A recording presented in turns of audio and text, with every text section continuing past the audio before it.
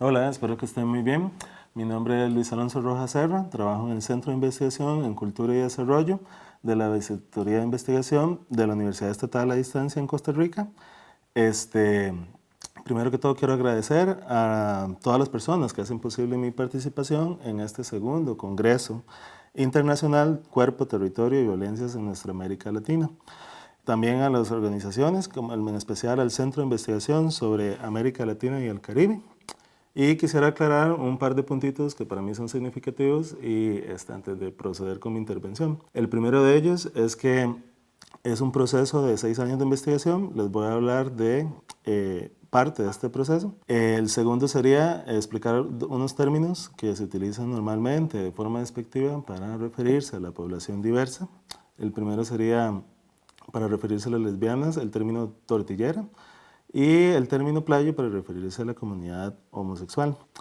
En términos de apropiación de la injuria, voy a utilizar estos términos que de manera histórica se han utilizado para referirse y hacer daño, para resignificar sobre ellos y de alguna manera encontrar nuevas formas de hacer incidencia. El segundo, bueno, y por último, perdón, es que la disciplina donde yo provengo es la arquitectura. Entonces, este trabajo está transversalizado por esta formación de diseño y urbanismo. De manera introductoria, voy a referirme a un evento que fue bastante significativo en mi proceso de investigación, y esto ocurrió a mediados de septiembre del año 2013. El Frente Amplio, que es un partido político en Costa Rica, organizó en conjunto con el Movimiento Diversa, que en ese momento estaba liderado por don Marco Castillo, que es un abogado bastante visible en temas de activismo y diversidad sexual en el país, un conversatorio sobre historia de los movimientos políticos LGBT. Entre el grupo de panelistas estaba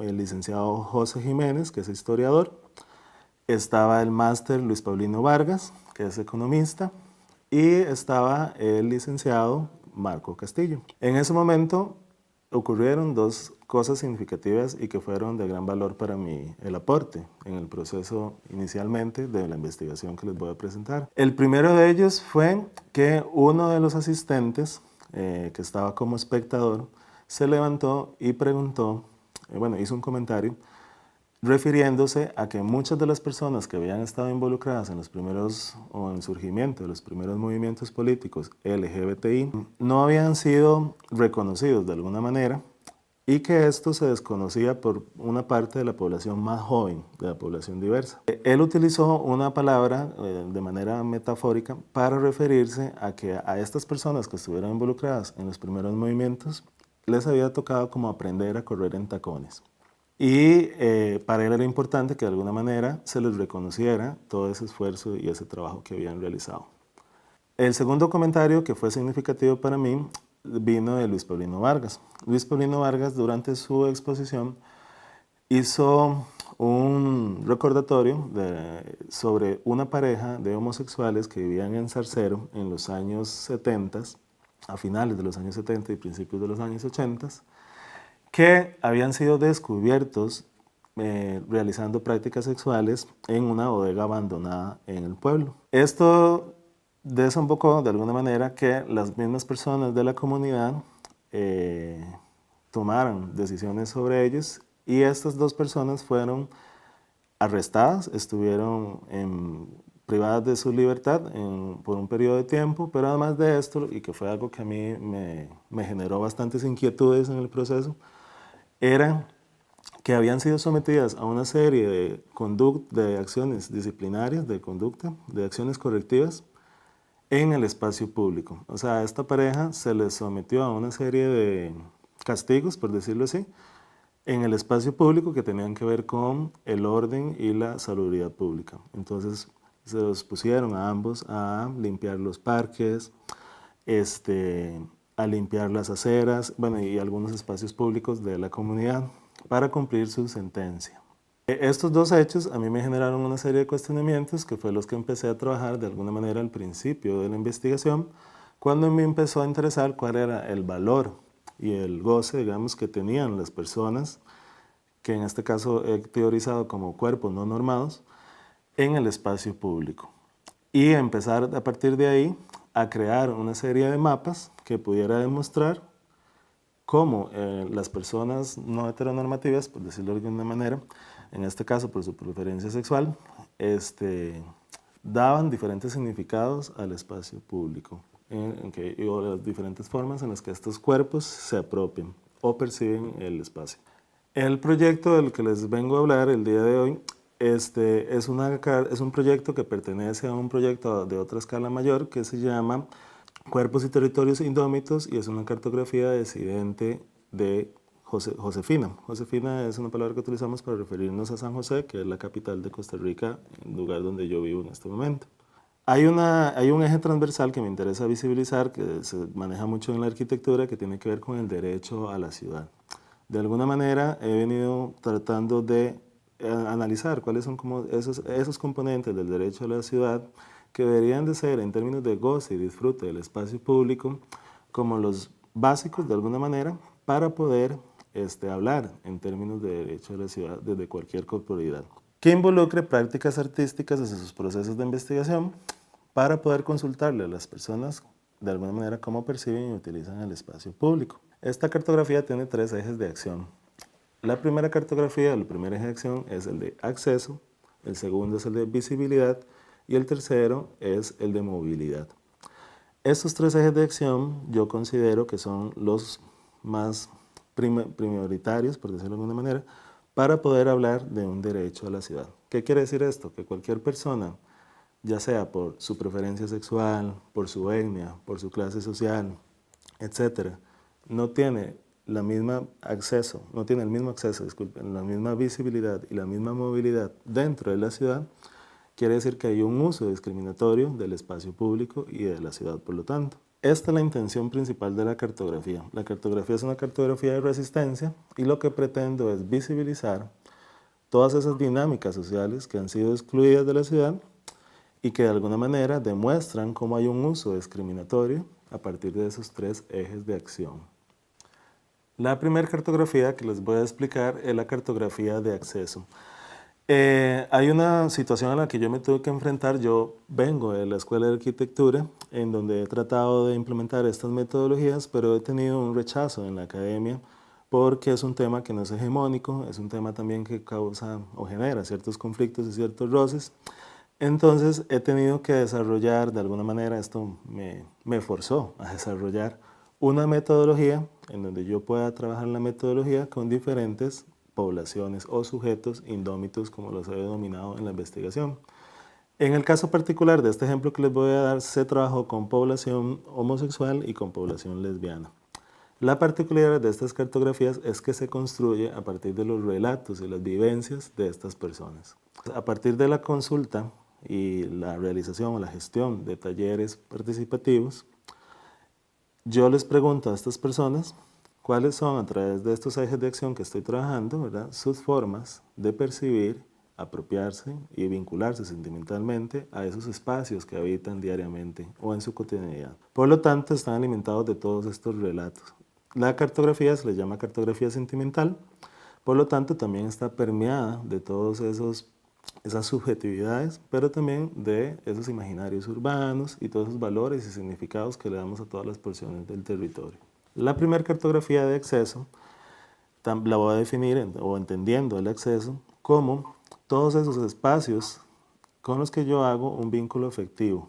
A partir de toda la recopilación de relatos, que son más de 80 relatos hasta el día de hoy que he podido recolectar, he categorizado esos espacios en los que las personas me cuentan que hay un vínculo afectivo importante o considerable. Estas categorías de espacios en esta cartografía se categorizan en 4, que son bares. La segunda categoría serían centros de entretenimiento para adultos, que dentro de esta categoría hay otras 3 categorías que son los lupanares, los saunas, los videos y los nightclubs. Y después la tercera categoría serían los centros de comercio. Estos centros de comercio son los que permitían de alguna manera muestras de afecto entre personas del mismo sexo. Y la última categoría son espacios públicos de encuentro homoerótico, que aquí lo estoy ligando a otra investigación que llevo paralelo a este proceso, que tiene que ver con la apropiación fortuita del espacio público para mantener relaciones sexuales entre personas del mismo sexo. Otra particularidad de la cartografía, porque es una cartografía que no es institucional, sino que se construye a partir de los afectos, es que la mayoría de los relatos a los que yo tuve acceso son de personas que estuvieron involucradas en la formación de los primeros movimientos políticos LGBTI. Esto quiere decir que son personas que superan los 60 años de edad. Por lo tanto, la delimitación temporal de la cartografía también depende de la edad de la persona que me está contando el relato. Y la delimitación geográfica de la cartografía, como no es institucional, depende del posicionamiento de la persona que me está contando el relato. Entonces, la cartografía tiene una delimitación espacial que lo marca o se delimita a partir del relato también de la persona. Al final, en esta primera cartografía, tengo más de 123 espacios cartografiados ubicados en todo San José, que es la mayoría de los lugares donde yo tuve acceso, son de la capital. También tengo acceso de otras porciones del territorio de Costa Rica, pero su mayoría son de San José, por lo que yo estos primeros 4 mapas los hice del centro de San José. En la cartografía ustedes van a poder observar alrededor de todos estos espacios también cómo están distribuidos estos imaginarios urbanos que son o están vinculados de alguna manera a estas actividades que se llevan a cabo.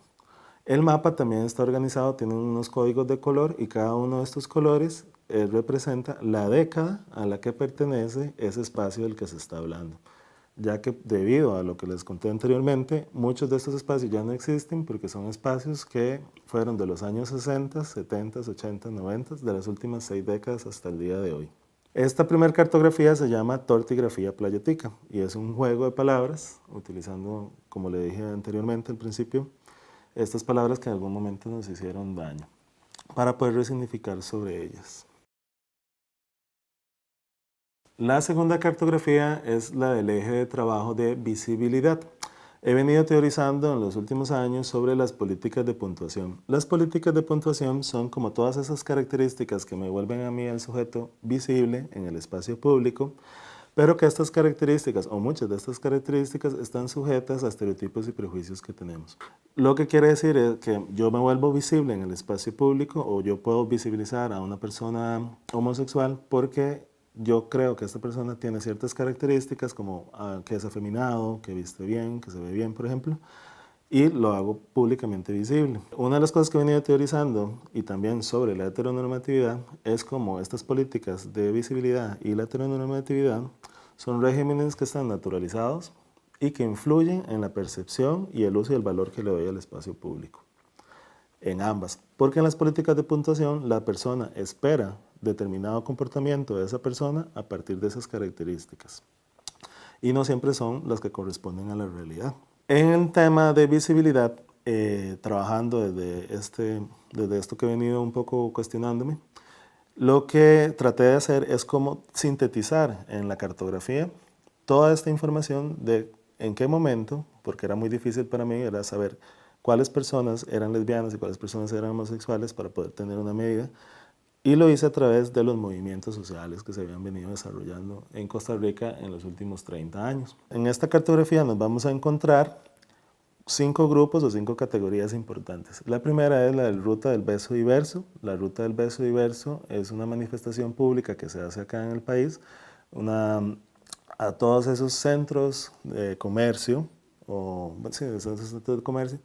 que de alguna manera han discriminado a sus clientes por tener muestras de afecto entre personas del mismo sexo. La segunda sería los festivales interuniversitarios. Los festivales interuniversitarios nace de las 4 universidades públicas de Costa Rica en un principio. Hoy se le han venido uniendo universidades privadas, pero la primera intención es promover políticas más afectivas, por decirlo de alguna manera, en temas de diversidad sexual entre sus estudiantes y sus funcionarios. Después viene los festivales de diversidad.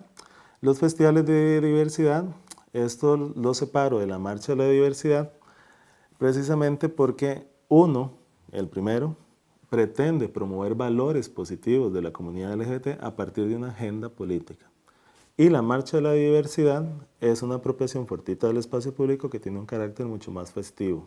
Y por último, hay un apartado, una categoría, la última, la quinta, que es otros. En otros, lo que he venido haciendo son como ir mapeando todas estas manifestaciones que de alguna manera están vinculadas al tema, como las manifestaciones de personas trans. En este mapa, entonces, lo que ustedes van a encontrar es una ruta de desplazamiento de donde inicia la manifestación hasta donde termina. Cada una de estas manifestaciones está la información sintetizada con la cantidad de personas que asistieron a esa manifestación, la ruta, el desplazamiento, por lo tanto, y el año en que se hizo la manifestación. Todo esto está mapeado y acompañado en la cartografía de todas las consignas que iban, de alguna manera, reproduciéndose o diciéndose durante esas manifestaciones. Para el tercer mapa, el eje de trabajo es el de movilidad.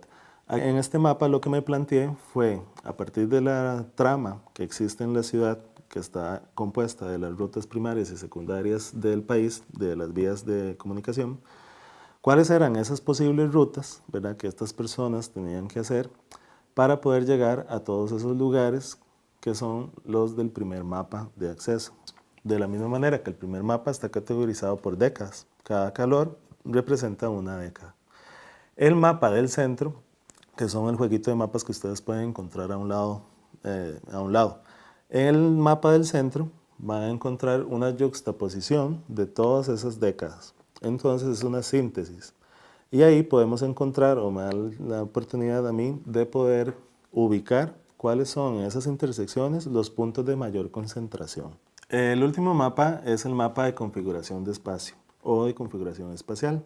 La metodología consiste en tomar los tres primeros mapas, el de acceso, visibilidad y movilidad, y traslaparlos uno sobre otro o yuxtaponerlos. La sumatoria de esos tres primeros mapas me da como resultado un último mapa. Este mapa es el mapa de configuración de espacio. Este mapa se lee de la siguiente manera. Ustedes van a encontrar en la parte del lado del mapa todas las formas de configuración de espacio donde hubo concentración de estos tres ejes de acción, o sea, donde hubo concentración de visibilidad, movilidad y acceso. Entonces, por ejemplo, donde hay una concentración de color turquesa, de bolitas de color turquesa, quiere decir que ese color representa los años 70, quiere decir que en los años 70, en esa porción del territorio de San José, en la capital de Costa Rica, es donde hubo mayor acceso, visibilidad y movilidad. Cuando yo hago el traslape de todas las décadas, tengo un mapa, que es el mapa de síntesis, que es el mapa que ustedes pueden encontrar en el centro de la lámina. Ese mapa me permite a mí observar en qué porciones del territorio en las últimas 6 décadas de nuestra historia ha habido mayor acceso, visibilidad y movilidad, a partir de los relatos de las personas que he venido entrevistando o con las que he venido teniendo conversaciones. Este mapa a mí me indica una zona, una porción del territorio que aquí en Costa Rica se llama el Paseo de los Estudiantes.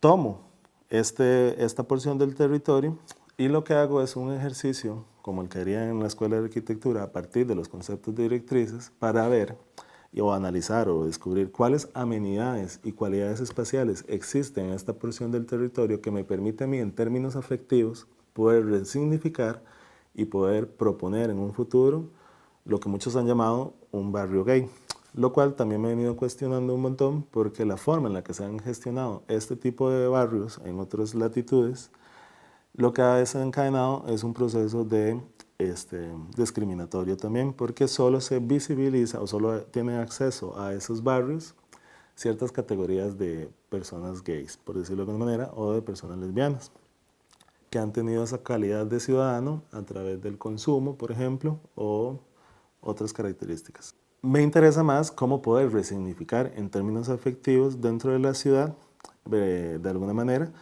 para poder ir creando desde las micropolíticas del cuerpo esos cambios en la configuración del espacio.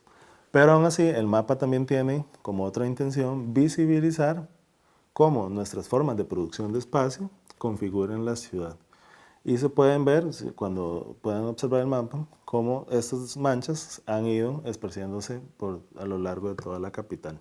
Como les mencioné anteriormente, muchos de los relatos a los que yo tuve acceso en el proceso de esta investigación son de personas que estuvieron involucradas en los primeros movimientos políticos LGBT. Muchos de estos relatos también me hacían referencia a algunas de las situaciones que tuvieran que vivir estas personas ejercidas a través de relaciones de poder, que hacían de alguna manera que estas personas tuvieran un disfrute diferenciado del espacio público. Y esto a mí me empezó a interesar. Entonces, de manera paralela al proceso de la cartografía, se desarrolló un producto de investigación o un artículo académico que está pronto a publicarse en la revista de historia del Instituto de Historia Centroamericana, INCA, con sede en Nicaragua. Y este artículo se llama Aprender a correr en tacones.